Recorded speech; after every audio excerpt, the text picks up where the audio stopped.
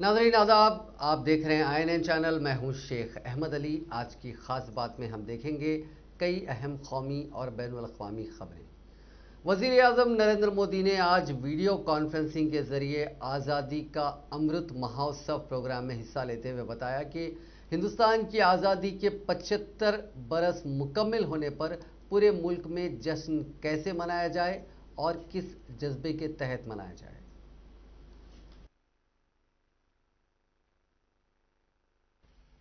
साथियों, जैसा आपकी जानकारी में भी है, आजादी का यह अमृत महोत्सव, आजादी के 75 साल के इस आयोजन के लिए हम सब ने जो विचार आए थे उसको जब समेटते थे तो एक मोटा मोटा जो खाका बनता था वो 5 स्तंभ में हम उसको विभाजित कर सकते हैं। एक तो freedom struggle, ideas at 75, achievements at 75, actions at 75 और resolve at 75। हमें इन पांचों को लेकर आगे बढ़ना है। इन सभी में देश के 130 करोड़ लोगों के आइडियाज, उनकी भावनाएं शामिल होनी चाहिए। स्वाधीनता संग्राम के जिन सेनानियों को हम जानते हैं उन्हें हम श्रद्धांजलि देंगे, लेकिन साथ ही जिन सेनानियों के इतिहास में उतनी जगह नहीं मिली, उतनी पहचान नहीं मिली, उनकी जीवन गाथा भी हमें जन जन तक पहुंचानी है। हमारे देश का शायद ही कोई ऐसा स्थान हो, कोई ऐसा कोना हो जहां से किसी न किसी भारत मां के बेटे बेटी ने अपना योगदान न दिया हो, बलिदान न दिया हो।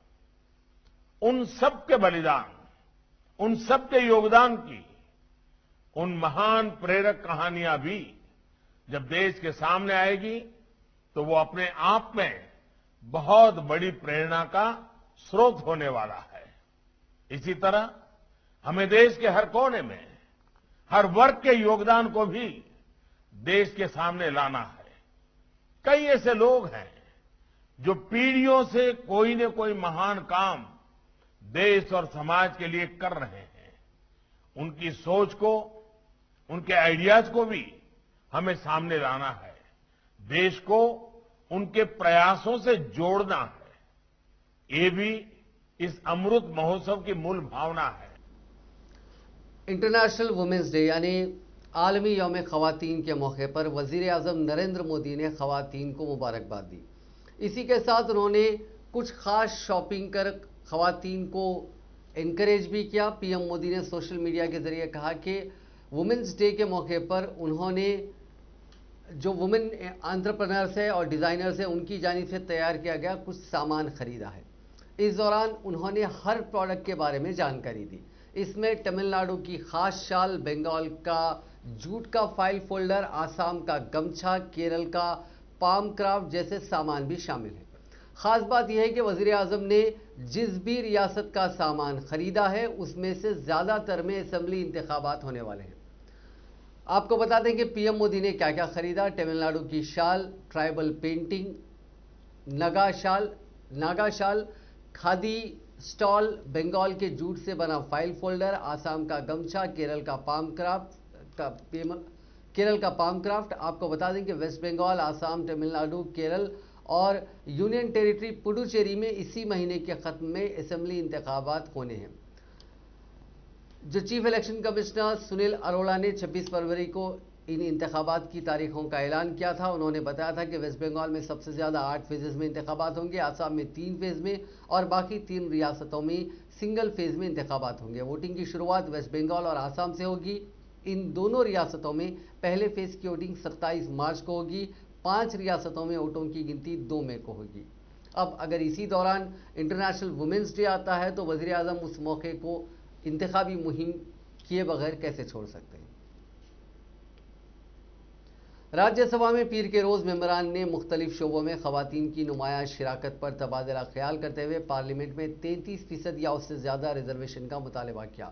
वक्फे सिफर के दौरान खवातीन के आलमी दिन के मौके पर बहस के दौरान कांग्रेस की छाया वर्मा ने कहा कि यह ख्याल किया जाता है कि जहां खवातीन की पूजा की जाती है वहीं देवताओं का मस्कन होता है, लेकिन आज खवातीन महफूज नहीं है। खवातीन ने जमीन से आसमान तक अपने जौहर दिखाए हैं।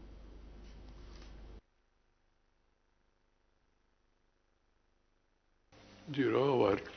After that, we'll take it down. Srimati Vandana Chavan, I think she sent a महिला है ना वंदना चौहान, मैं उनको बुलाने वाले हूँ या प्रेसाइड करने के लिए, तो नहीं आया, तो आपको भी बुला सकता हूँ। अभी नहीं, ऐसा नहीं, उन्होंने चिट्ठी भेजा, इसलिए मैंने सोचा उनको बुलाऊं। बाद में मुझे यहाँ लेटर मिला, उनका फ्लाइट में है, फ्लाइट देर हो गया। श्रीमती छाया वर्मा, एक मिनट बाद में आ जाऊंगा। थैंक यू सर, आपने मुझे बोलने का मौका दिया। आज अंतर्राष्ट्रीय महिला दिवस के उपलक्ष्य में आप सबको हार्दिक बधाई और शुभकामनाएं। अगर मैं शास्त्र की बात करूं तो यत्र नारी पूजते रमते तत्र देवता, और अगर मैं राजनीति की बात करूं तो बेटी बचाओ बेटी पढ़ाओ का नारा आपने दिया है। बोलने में और सुनने में बहुत अच्छा लगता है, लेकिन वास्तविकता से कोसों दूर है ये नारा। आज बेटी कहीं पे सुरक्षित नहीं है। अगर मैं छत्तीसगढ़ पॉजिटिव ना छाया जी, अगर मैं today is a very positive occasion. अगर मैं छत्तीसगढ़ की बात करूं, हम इसी में लग जाए तो फिर कुछ होगा नहीं, ऐसे ही चल रहा है 20 साल से। अगर मैं छत्तीसगढ़ की बात करूं तो तीजन बाई जो एक अनपढ़ महिला थी, तीजन बाई से लेकर कल्पना चावला जो आसमान में रही, धरती से लेकर आसमान तक महिलाओं ने सर्वत्र अपना जौहर दिखाया है। चाहे आज के समय में चाहे फाइटर लड़ाकू विमान चलाने की बात हो, बस उनको अवसर मिलने की आवश्यकता है। जब राजीव जी प्रधानमंत्री थे तो उन्होंने महिला आरक्षण पंचायती राज में और नगरीय निकाय में लाके महिलाओं को अवसर दिया। सर, आज महिलाएं सभी जगह सशक्त हैं। मैं चाहती हूं सदन के माध्यम से आज विशेष दिवस के उपलक्ष्य में कि विधानसभा और लोकसभा और राज्यसभा में भी महिलाओं को आरक्षण मिले। बहुत बहुत धन्यवाद sir. Rani madam, zero over. After that we take it down. Shrimati Vandana Chauhan. नायब सदर और राज्यसभा के चेयरमैन एम वेंकैया नायडू ने पार्लियामेंट और रियासती कानून साज इदारों में खवातीन को मुनासिब रिजर्वेशन देने पर जोर देते हुए कहा कि उनके खिलाफ किसी भी तरह की इम्तियाजी सुलूक और तशद्दुद के खात्मे के लिए अहद करें।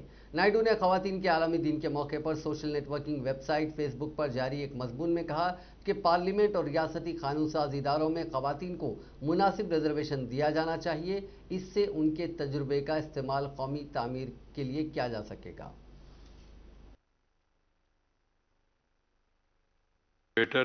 Community organizers or caregivers at home. They have worked above the beyond the call of duty to ensure that the effect of pandemic on our country is minimal.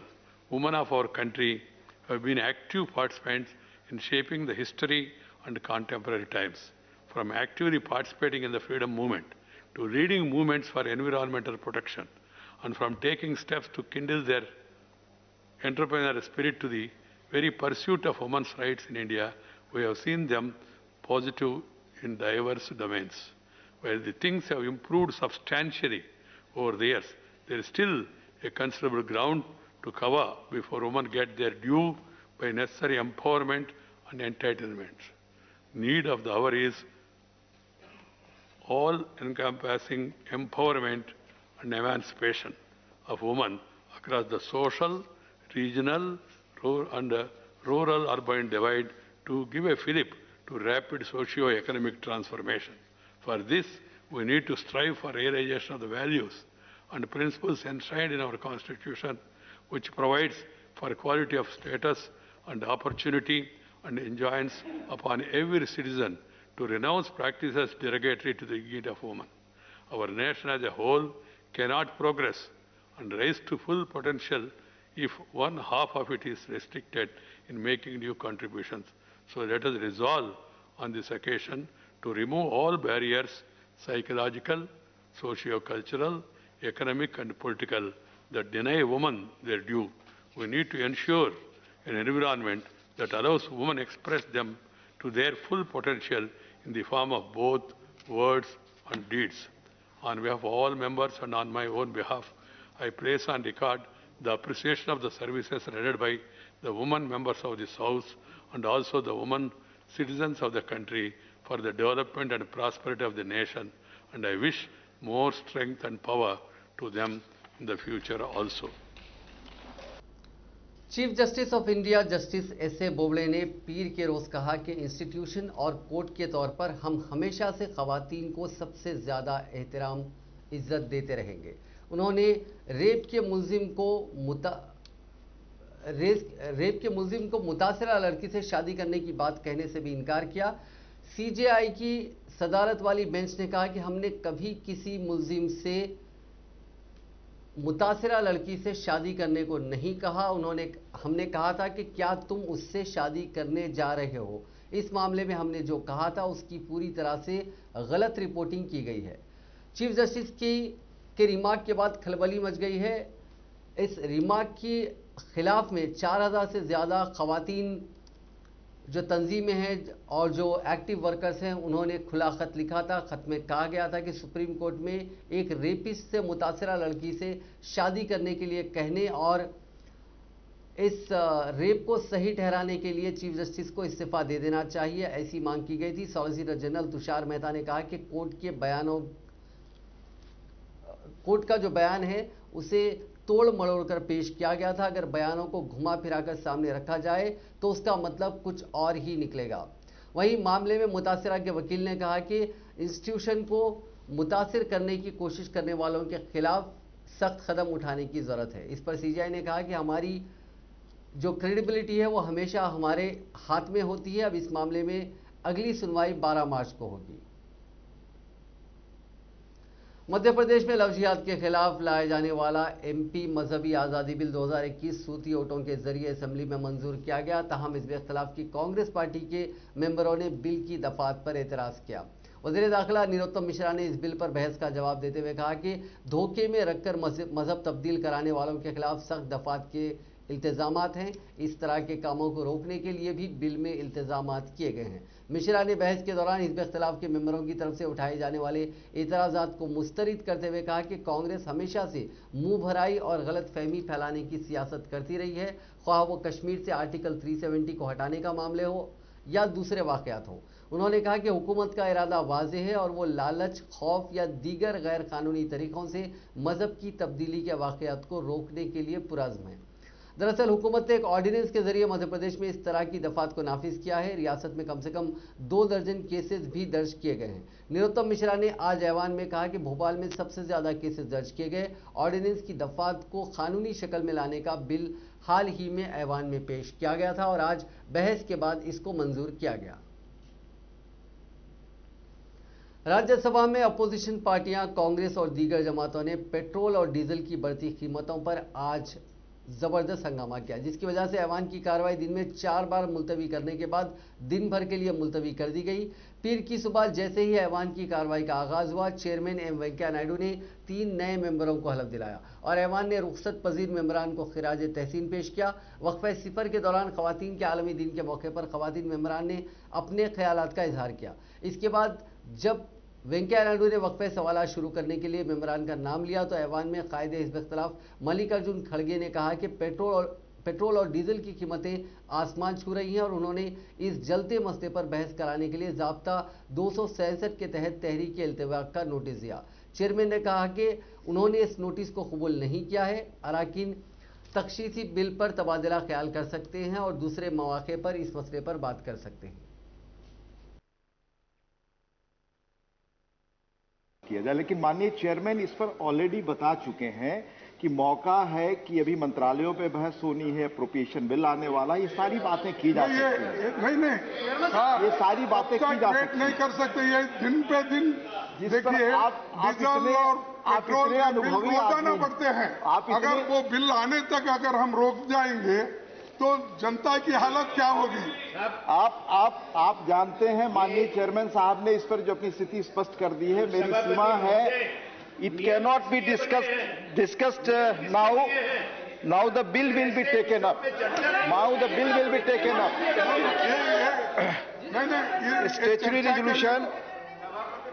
A statutory resolution, nothing will take business. मैंने आपको बताया है, माननीय chairman साहब इस पर स्थिति स्पष्ट कर चुके हैं। आप इतने अनुभवी आदमी, आप सारे रूल्स को जानते हैं। आप जानते हैं ruling of the honourable chairman cannot be reopen. माननीय चेयरमैन के डिसीजन को रीओपन नहीं किया जा सकता, ये आप अच्छी तरह जानते हैं। कोई बात रिकॉर्ड पर नहीं जा रही है, कृपया कोई बात रिकॉर्ड पर नहीं जा रही है। हाउस के सामने मेरा आग्रह है कि आपको अवसर मिलने वाला है इस पर बोलने के लिए। आपको बताया मंत्रालयों पे बहस होनी है और अवसर आने वाले हैं। मेरा आग्रह होगा कि इस बिल को लें और चलने दें। स्टैच्यूटरी रेजोल्यूशन, आप जानते हैं माननीय चेयरमैन साहब ने जो कहा उसको, उस डिसीजन को रीओपन नहीं कर सकते। उनकी रूलिंग फाइनल है, उन्होंने स्थिति स्पष्ट कर दी है। Statutory resolution, the arbitration and. Rajya Sabha में अपोजिशन लीडर मल्लिकार्जुन खड़गे ने कहा है कि आसमान छूती महंगाई से आम आदमी परेशान है और कांग्रेस ने ऐवान में इस मामले पर बहस कराने के लिए तहरीक इल्तवा पेश कर दी है, लेकिन हुकूमत ने उसे मुस्तरद कर दिया। खड़गे ने पीर को पार्लियामेंट हाउस कॉम्प्लेक्स के बाहर मीडिया से बात करते हुए बताया कि महंगाई अपने शबाब पर पहुंच चुकी है और कांग्रेस हुकूमत से ऐवान में इस मामले पर बहस कराने की अपील कर रही है, लेकिन उनका मुतालबा मुस्तरद कर दिया गया। हुकूमत महंगाई पर बहस से भाग रही है। उन्होंने कहा कि कांग्रेस महंगाई के मामले पर अपना एहतजाज जारी रखेगी, यहां तक कि अगर ऐवान में उनके मुतालबात तस्लीम नहीं किए गए। कांग्रेस कायद ने कहा कि अवाम महंगाई से दो चार है और अपोजिशन अवाम के मसले को इस मामले पर ऐवान में रखना चाहती है, लेकिन हुकूमत इस पर बात करने से इनकार कर रही है।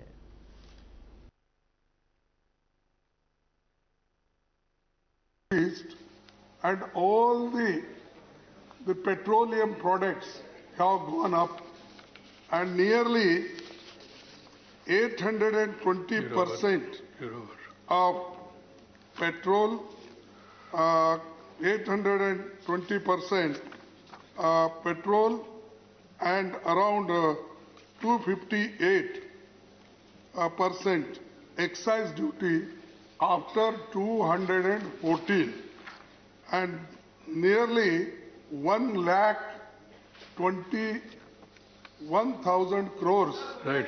We are not discussing in Sir, issue. sorry.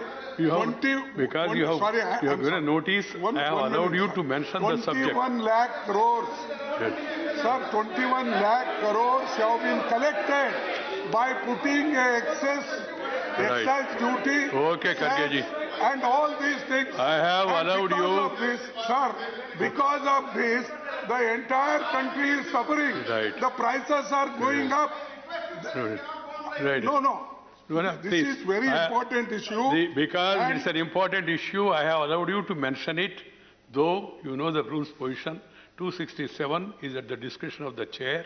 I have gone through it. There are enough opportunities, including appropriation bill and other occasions, to discuss it. But still, because you are a senior and also leader of the opposition, you have given a notice. I have just allowed you to mention the subject. You have rightly mentioned the subject, and we leave it there, and we move on. It is very important. No. Sir. Now the... Sir, please, in the entire country, farmers are suffering. This will not go on record. This will not go on record. This will not go on record.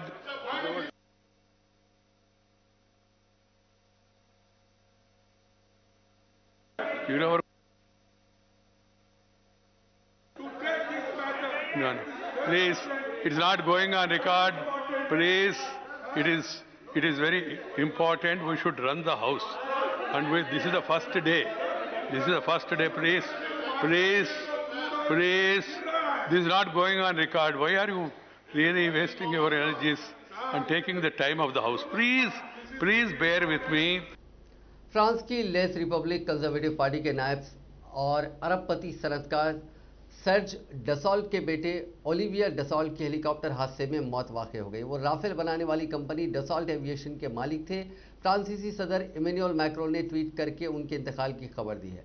Macron ने इतवार को किए गए अपने tweet में कहा कि Olivier Dassault France से मोहब्बत करते थे। वो इंडस्ट्री के कैप्टन, रुकने पार्लियामेंट, मकामी मुंतखब अफसर, फिजाइया में रिजर्व कमांडर थे।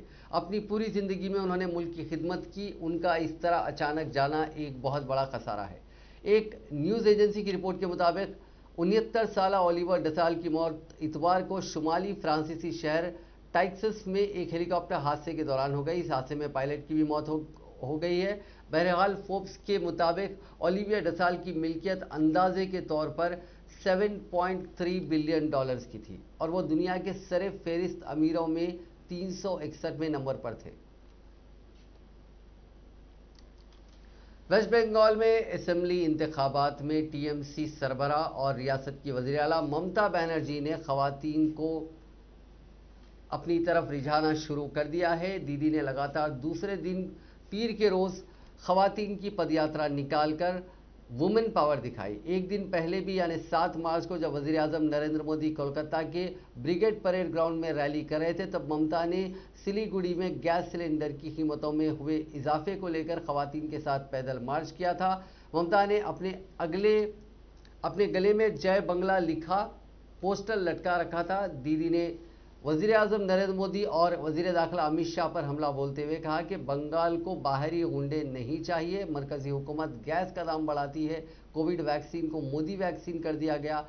मुल्क भर में बीजेपी के बरसर इख्तिदार रियासतें गुजरात, उत्तर प्रदेश और बिहार में खवातीन के खिलाफ जराइम बढ़ रहे हैं। गुजरात में खवातीन के खिलाफ सबसे ज़्यादा जुर्म होते हैं, इसीलिए हमें मोदी और अमित शाह नहीं चाहिए। असेंबली इंतखाबात में बंगाल की जनता उन्हें सबक सिखाएगी।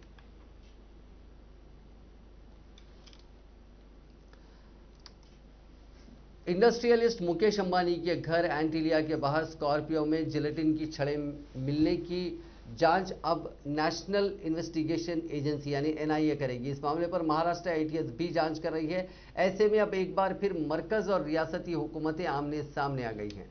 स्कॉर्पियो मालिक मनसुख हिरेन की मौत के मामले में इतवार के रोज महाराष्ट्र एटीएस ने एक एफआईआर दर्ज की है। जांच में एनआईए की एंट्री पर महाराष्ट्र के वज़ीर आला उद्धव ठाकरे ने कहा कि एटीएस मनसुख हिरेन की मौत के मामले की जांच कर रही है। सिस्टम सिर्फ एक आदमी के लिए नहीं है, पिछली हुकूमत में भी यही सिस्टम था। इसके बावजूद अगर मरकजी हुकूमत मामले को एनआईए को सौंपती है तो इसका मतलब होगा कि कुछ गड़बड़ है। जब तक हम इसे उजागर नहीं करते, हम हार नहीं मानेंगे। मनसुख के चेहरे पर 5 रुमाल बंधे थे। इसके बाद से उनके कत्ल किए जाने के अंदेशे जाहिर किए जा रहे थे। साबिक वज़ीर आला और महाराष्ट्र के कायदे अपोजिशन देवेंद्र फडणवीस ने भी इस मामले की जांच एनआईए से करवाने की मांग उठाई थी। हालांकि एटीएस ने साफ किया है कि मनसुख की मौत के मामले की जांच उसके पास रहेगी। दुनिया में कोरोना मरीजों का आंकड़ा आज 11 करोड़ 75 लाख से ज़्यादा हो गया। 9 करोड़ 30 लाख से ज़्यादा लोग ठीक हो चुके हैं। अब तक 26 लाख 5 हज़ार से ज़्यादा लोग अपनी जान गंवा चुके हैं। पिछले 24 घंटे के अंदर दुनिया में 3 लाख 65 हज़ार से ज़्यादा नए मामले सामने आए और 5 हज़ार से ज़्यादा मरीजों ने इलाज के दौरान दम तोड़ दिया। ये आंकड़े worldometers.info वेबसाइट के मुताबिक हैं। हिंदुस्तान में कोरोना मुतासरीन की तादाद लगातार बढ़ती जा रही है। इतवार के रोज 18,650 नए मरीज मिले। ये लगातार तीसरा दिन था जब यह आंकड़ा 18,000 के पार रहा। 14,303 मरीज ठीक हुए और 97 ने जान गंवाई। एक्टिव केसेस यानी इलाज करा रहे मरीजों की तादाद में 4,246 की बढ़ोतरी हुई। अब जुमला 1,85,886 मरीजों का इलाज चल रहा है। इसमें फिक्र की बात यह है कि मुतासिर होने वाले अफराद की तादाद लगातार बढ़ रही है, लेकिन हुकूमत टेस्टिंग नहीं बढ़ा रही है। 8 से 10 फरवरी के बीच जब रोजाना 8 से 10 हज़ार केसेस आ रहे थे, तब हर दिन 6 से 7 लाख की टेस्टिंग की जा रही थी। अब नए मुतासरीन का आंकड़ा दुगना होकर 18,000 के पार हो गया। तब भी रोजाना 7.5 लाख तक की टेस्टिंग की जा रही है। अब तक मुल्क में 1 करोड़ 12 लाख 29 हज़ार से ज़्यादा लोग कोरोना से मुतासिर हो चुके हैं। 1 करोड़ 8 लाख 80 हज़ार से ज़्यादा लोग ठीक हो चुके हैं। 1,57,890 मरीजों की मौत हुई है। 1,85,886 मरीजों का अभी इलाज चल रहा है। तेलंगाना में कोविड-19 के 111 नए मामला दर्ज किए गए हैं, जिसके बाद रियासत में मामलों की तादाद बढ़कर 3,11,000 हो गई। रियासत में बहसीत मजमूई अमवात की तादाद बढ़कर 1,642 हो गई, क्योंकि गुज़िश्ता 24 घंटों के दौरान मजीद एक मौत हुई है। महकमे सेहत की जानिब से जारी करदा बुलेटिन में कहा गया है कि रियासत में 189 अफराद रूबे सेहत हुए हैं, जिसके बाद रियासत में अब तक इस मर्ज से रूबे सेहत होने वालों की तादाद बढ़कर 2,96,562 हो गई। रियासत में एक्टिव केसेस की तादाद 1807 है, जिनमें 689 मरीज घरों पर या फिर अस्पतालों में अलग थलग रखे गए हैं, जहां उनका इलाज किया जा रहा है। गुज़िश्ता 24 घंटों के दौरान 19,929 कोविड-19 के मायने किए गए, ताहम 349 नमूनों की रिपोर्ट्स का इंतजार है। बहसीत मजमूई करीब 90 लाख नमूनों की जांच रियासत में इस मर्ज के फैलने के बाद से की गई है। जीएचएमसी के हुदूद में 27 नए मामला दर्ज किए गए हैं। बकिया मामला रियासत के दीगर अजला में दर्ज किए गए। हिंदुस्तान में फेज 2 शुरू होने के साथ ही कोरोना के खिलाफ वैक्सीनेशन को रफ्तार मिल गई है। 16 जनवरी से 28 फरवरी तक करीब 1,43,00,000 लोगों को वैक्सीन लगी थी। वहीं मार्च के पहले हफ्ते में ही 50 लाख से ज्यादा डोज दिए गए हैं, यानी हर दिन औसतन 7.5 लाख से ज्यादा डोज दिए गए हैं। आने वाले दिनों में रफ्तार और बढ़ने वाली है। इतवार के रोज छुट्टी होने के बावजूद 66,000 लोगों ने वैक्सीन की डोज लिए। 59,600 लोगों ने पहला डोज लिया, जबकि 7,000 ने दूसरा डोज लिया। महाराष्ट्र में पीर के रोज पेश होने वाले बजट से पहले बजट सेशन में शामिल 36 लोग कोरोना पॉजिटिव पाए गए। इसमें ज्यादातर असेंबली के मुलाजिमीन हैं। मुंबई के जे हॉस्पिटल के मुताबिक बजट सेशन को देखते हुए महाराष्ट्र असेंबली में 6 और 7 मार्च को 2,746 सैंपल्स लिए गए थे, जिनमें 36 लोग पॉजिटिव पाए गए। 1 मार्च को महाराष्ट्र असेंबली में बजट पेश करने की शुरुआत हुई थी। दूसरी तरफ छत्तीसगढ़ के वजीर सेहत टीएस सिंहदेव कोरोना पॉजिटिव पाए गए। उन्होंने खुद इस बात की जानकारी दी। एक हफ्ता पहले यानी सेशन शुरू होने से एक दिन पहले भी सभी का कोरोना टेस्ट किया गया था। उस दौरान 3,900 से ज्यादा सैंपल की टेस्टिंग हुई थी और 42 में इस इन्फेक्शन का पता चला था। वजीर सेहत डॉक्टर हर्षवर्धन का कहना है कि हिंदुस्तान में कोरोना अब खत्म होने की कगार पर है। उन्होंने कहा कि इस रफ्तार पर, इस लेवल पर कामयाब होने के लिए हमें 3 बातें मानने की जरूरत है। वैक्सीनेशन मुहिम से सियासत को दूर रखें, वैक्सीन के पीछे साइंस पर भरोसा करें और तय करें कि हमारे अपने लोगों को वक्त पर टीका लगाया जाए। I can appreciate it from the core of my heart that when India decides or when the medical profession decides, it can deliver, it has the capability, it has the potential, and it can take up even the hardest of challenges and successfully actually accomplish success. And this is what we could achieve in COVID also. Because COVID, you will all recall that when COVID had come and then we were in those initial stages. We started our preparations on 8th of January. Our first case had come on 30th of January. And we all know the initial history, and then a lot of experts used to come from abroad who used to hold very leading positions in American. West अफ्रीकी मुल्क Guyana के बाटा शहर में एक military base में लगातार एक के बाद एक हुए धमाकों से पूरा शहर दहल गया। इस हादसे में अब तक 17 लोगों की मौत हो चुकी है, जबकि 400 से ज्यादा लोग जख्मी हैं। एक अंग्रेजी वेबसाइट के मुताबिक सदर टेओडोरो ओबियांग ने मिलिट्री बेस में डायनामाइट के लापरवाही के इस्तेमाल के लिए कुछ लोगों को जिम्मेदार ठहराया है। शुरुआती जानकारी में 15 लोगों की मौत और 500 से ज्यादा लोगों के जख्मी होने की बात सामने आई थी, लेकिन बाद में 17 लोगों की मौत की तस्दीक हुई और 420 लोगों के जख्मी होने की बात कही जा रही है। मकामी मीडिया के मुताबिक इस इलाके में जहां धमाके हुए वहां कई लोगों की लाश पड़ी हुई थी। कुछ लोगों को लाशें ले जाते हुए देखा गया। इनमें से कई लाशें चादरों में लिपटी हुई थी। इस मामले में अभी तक पूरी जानकारी नहीं मिल पाई है। नाजरीन, आज की खास बात में बस इतना ही। आपसे कल मुलाकात होगी नई खबरों के साथ, नए एनालिसिस के साथ। फिलहाल दीजिए इजाजत। खुदा हाफिज।